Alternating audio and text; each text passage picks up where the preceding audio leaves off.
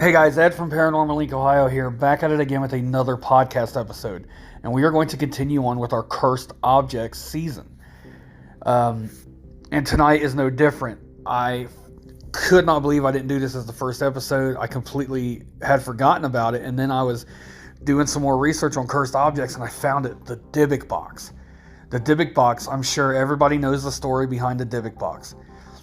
Tonight's episode, I'm going to tell you a couple stories of previous owners of the dybbuk box. That way, it can get refreshed in your mind about the dybbuk box and what's going on with it. I'm going to tell you the stories of two people that had the box, and I'm going to tell you where the box is now and who has it now and what's going on with it now. So, I'm just going to jump right into this, guys. Kevin Mannis was searching for items for his antique store. He found an estate auction of items from a Holocaust survivor who passed away at the fine old age of 103. He won a lot that contained hundreds of dollars of items for the store, including a locked wine cabinet that the late woman's granddaughter called the dybbuk box. Even though Kevin is Jewish and knew what a dybbuk was, he took the box and other items from the sale back to his store. When everything was stowed in the store's basement, Kevin went to work on the brass lock that held the box shut. When he broke the clasp, the doors opened. Inside, Kevin found some odd trinkets that he chalked up to being the items of a sentimental old woman, and didn't think anything of the box beyond it being an old wine cabinet. Now, if I opened the box, guys, and I saw a bunch of stuff inside this box, which you're about to find out what it is, and if this stuff was inside this box, I would kind of be like, ooh, what's going on? But I can also get where he was coming from. Jane Howerton, Kevin's sales assistant, was tidying up the basement before opening one day when she got the feeling something was watching her.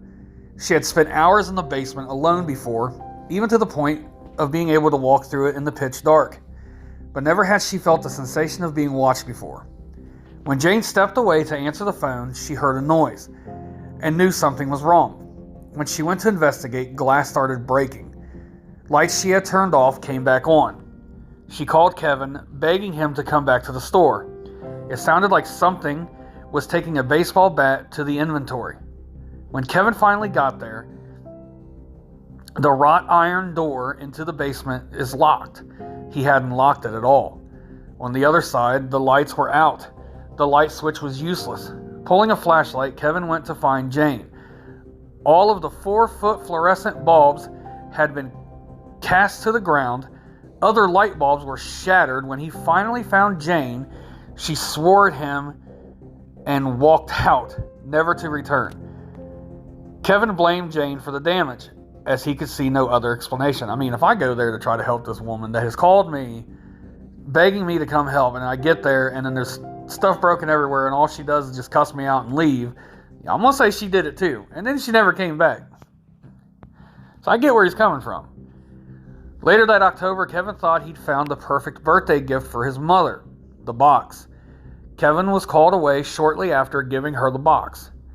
Ida examined the box. Opening the doors, she felt a cold evil from it, and it kept her from moving or speaking. Kevin returned to find his mother incapacitated by a stroke. Kevin saw the terror in his mother's eyes.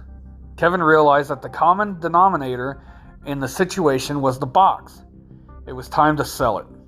An older couple bought the box, only to leave it back at the store's door within days, saying the box had an odd darkness about it. Since it wouldn't otherwise sell, Kevin put the box in a storage unit behind the house until he could figure something out. All that did was cause Kevin nightmares of any friend turning into a violent hag who would beat him up. I'm not laughing because of his dreams. I'm laughing because I kept saying fiend and it's friend, and I wrote this down. I always had this problem with reading my own handwriting. Kevin awoke with bruises every night. The nightmares came that finally convinced Kevin that the box was cursed. Doing what anyone would do with a cursed antique, Kevin put it up on eBay, hoping someone with occult knowledge might be able to properly dispose of it. He referred to it as a dybbuk box and disclosed everything that had been happening. college student Brian Grubbs noticed that his roommate Sam was checking out the listing. About 3 weeks later, Brian had come home for lunch. No sooner did he set foot in his house than he was hit with the overwhelming smell of urine. He walked back into the kitchen and was face to face with the box. Sam, in a fit of curiosity, had bought the box. Sam began recording his experiences in a blog. The box also became a focal point for the house parties, including a moment when Sam thought it would be funny to stick a girl's hand into the open box. The boys thought they were playing innocent pranks. They didn't believe it was haunted until the electronics began wigging out. Sam had to replace his laptop. Other electronics in the house began dying every day. One morning, another of Brian's roommates woke with heavily bloodshot eyes. Bugs were crawling all over the box in the living room, up the walls, everywhere. Sam grew more reclusive, noting in his blog that he was seeing things. Sam began trying to get rid of the box. Jason Haxton, a director in the local medical museum, was fascinated by Sam's blog. He was interested in obtaining the box, trying to find a scientific basis for the things that were happening to Sam. Sam put the box up on eBay. And Jason was sorry guys. And Jason was on the case. He gave Sam twice what he paid for it. Jason scanned the box for contaminants, but all he found was the dripping of wax on the front door. It looked as though the box had been used in a ritual of some sort. Within days of the box arriving at the museum, the computers began crashing. Weeks of work was lost. The light bulbs around the box began going out. Sudden illnesses affected the staff. They made Jason aware that the box was no longer welcome in the museum. Jason took the box, locking it into the trunk of his truck. Jason began dreaming of the hags every time he tried to sleep.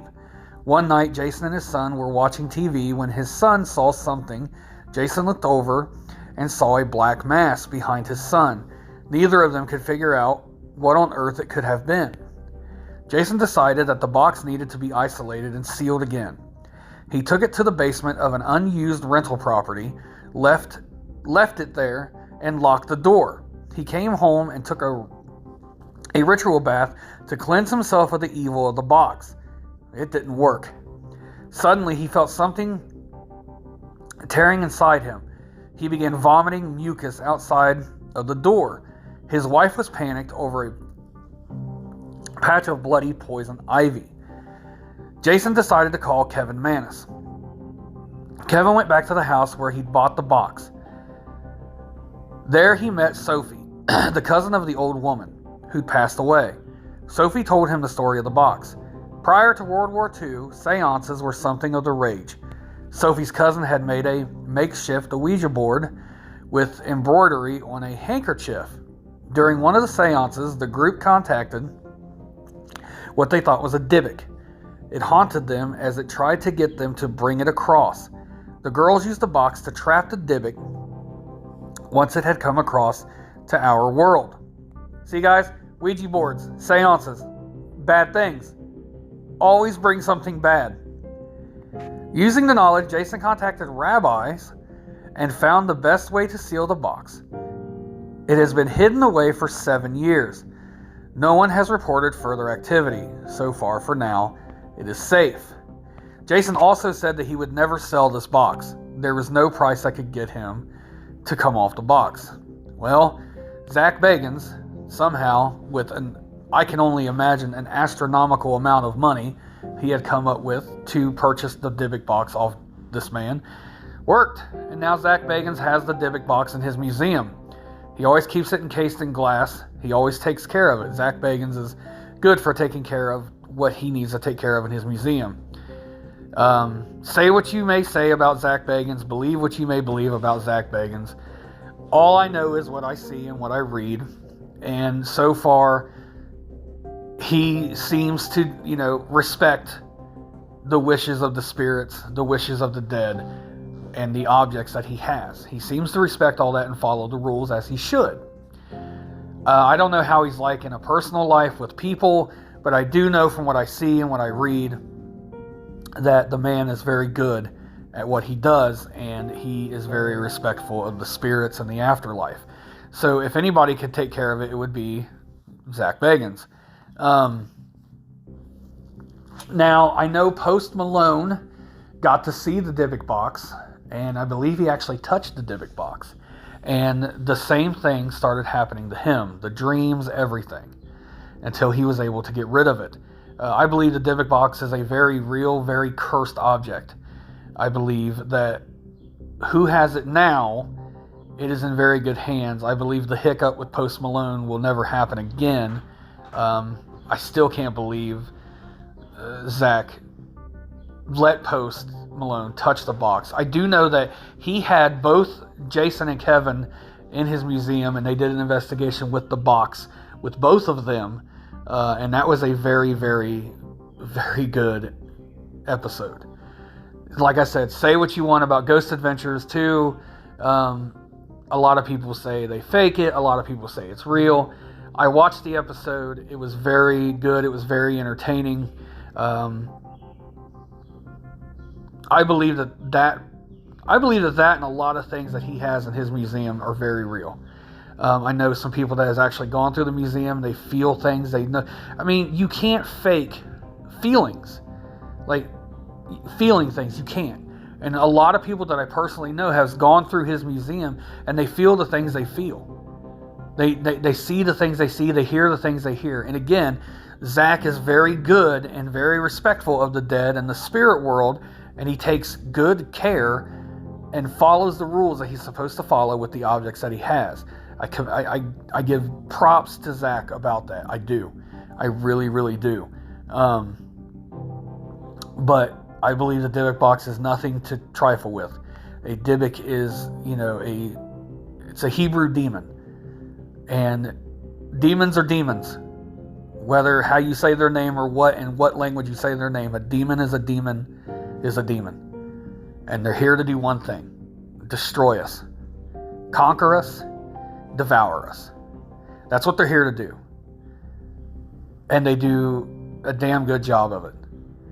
So we have to stay ready, ever, vigilant, and just know what to do to protect ourselves. But I had to tell this story, guys. I had to tell you about the dybbuk box. It's one of my favorite things. One of my favorite haunted objects is the dybbuk box. And if I could, I would go in a heartbeat. It's on my bucket list. One of my bucket list things is Zach's museum. I would love to go, and I would love to go in. I would love to see the dybbuk box. So I hope you guys enjoyed tonight's episode. I had, of course, I always have a great time researching this stuff for you guys. I love each and every one of you so much. I know tonight's episode's 8 o'clock because it's a live night tonight, so I'm live on Facebook at 10. And I hope you guys are having a great day. And you know my whole spiel about you can go to paranormallinkohio.com, see some ghost stories, some ghost hunts.